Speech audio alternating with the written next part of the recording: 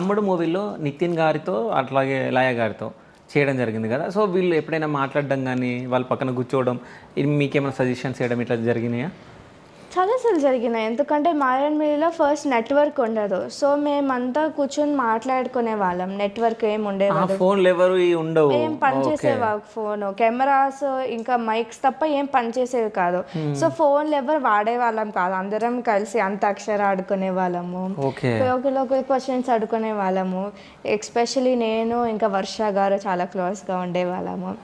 So ఇలా చాలా అందరితో ఆల్మోస్ట్ అందరినీ కలిసాను నేను సినిమాలో పనిచేసిన వాళ్ళందరినీ.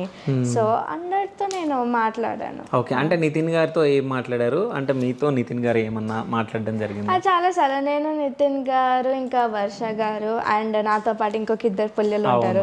మేము అందరం కూర్చొని అసలు పెద్దోళ్ళతో మాట్లాడే వాళ్ళం కాదు, మాతోనే మాట్లాడే వాళ్ళం. నితిన్ గారు ఇంకా వర్ష గారు ఇలా క్వశ్చన్స్ అడుక్కునే వాళ్ళము అండ్ రిడిల్స్ అండ్ కొన్నిసార్లు అంతాక్షరి ఇలా చాలా గేమ్స్ కూడా ఆడాము.